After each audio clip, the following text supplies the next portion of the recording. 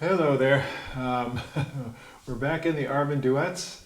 This is number 16, and it's called Romance, in parenthesis, from Joseph.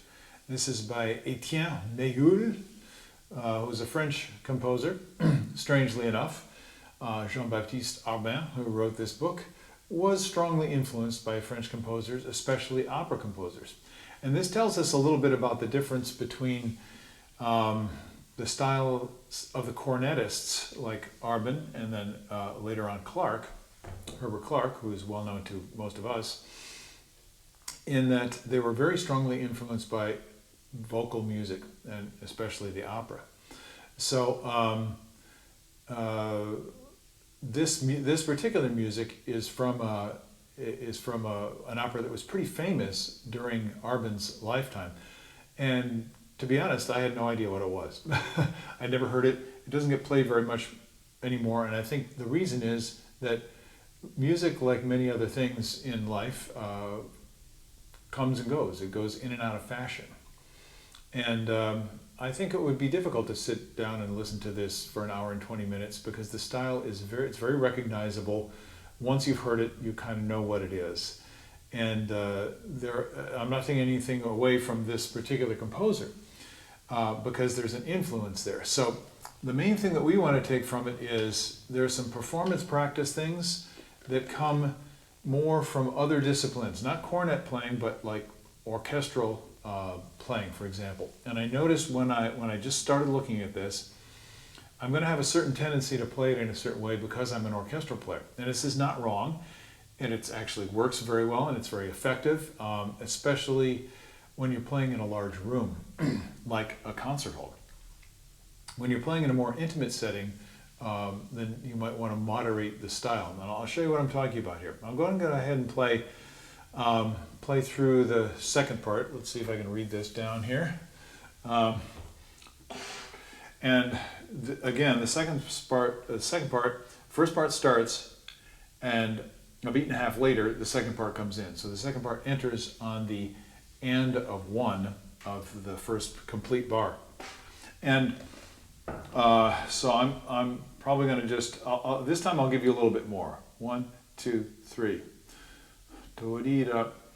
And that'll help you to come in with this. Then if you're playing the first trumpet part, 1, 2, 3, bom, ba beep, and then you'll be in. The second trumpet part has to depend on the first trumpet player to come in. Here we go.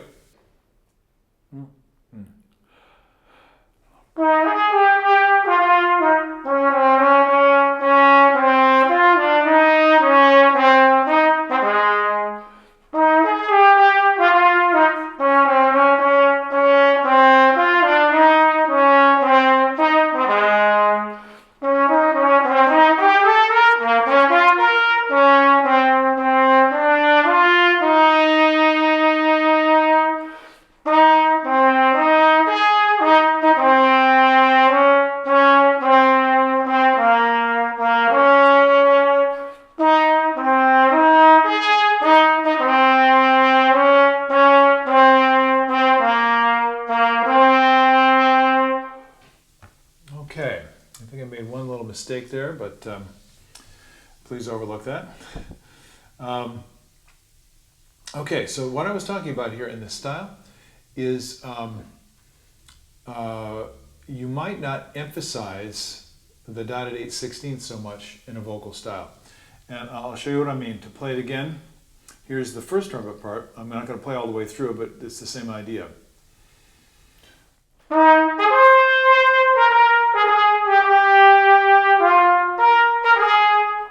So it's in the orchestra, many times you have to emphasize the shorter notes. Make sure that they're clearly pronounced so that they get out into the hall so people can hear them. When you're playing things that are in a more intimate setting, in a smaller room, that doesn't need to take place. But since if you play for many, many years in an orchestra, you kind of get in the habit of doing this because it's necessary. It works in the orchestra or in any large ensemble. So I'm going da da da da da da da da da. So I'm da da da da da da. See, I'm emphasizing the 16th. If I sang it da da da da da da da, much more lyrical. That's probably the way it would be sung, and I'm playing it more like a orchestra trumpet player.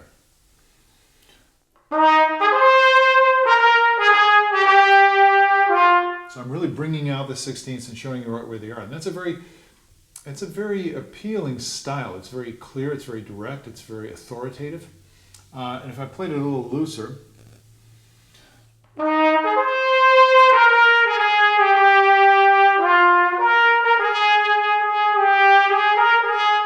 you can hear it. Now I'm not emphasizing the 16ths, I'm actually emphasizing the long notes.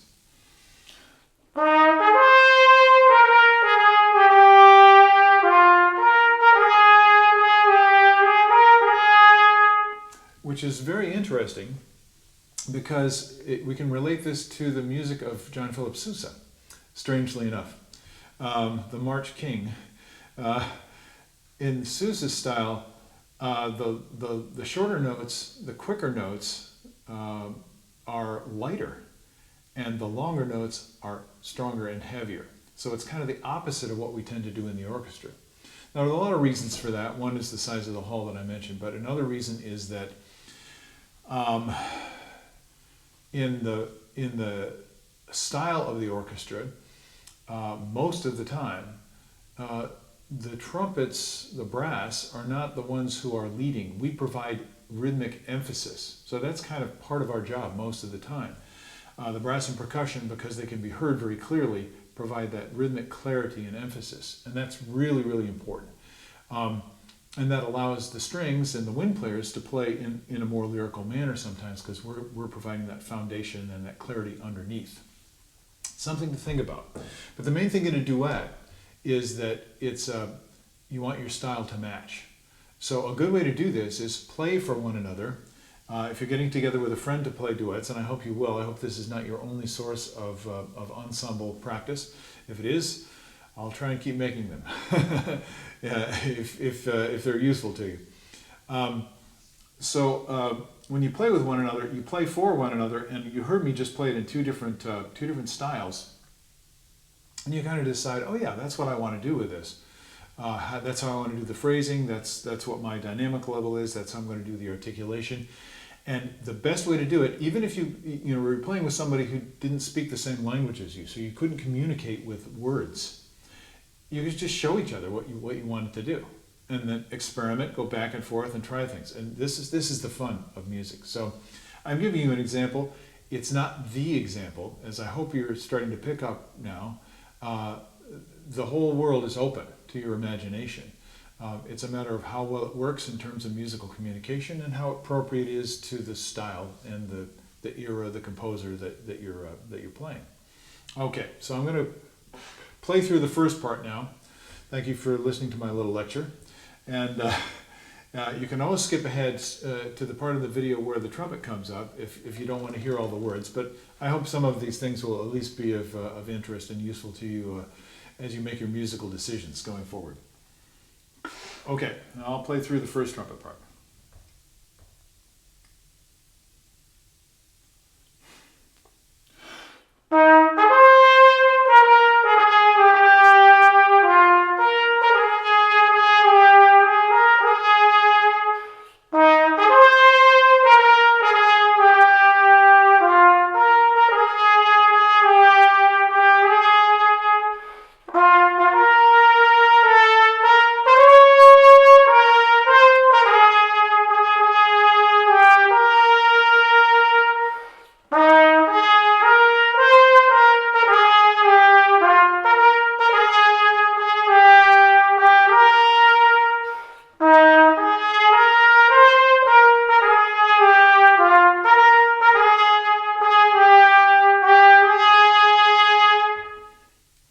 Okay, I may start skipping around in this book.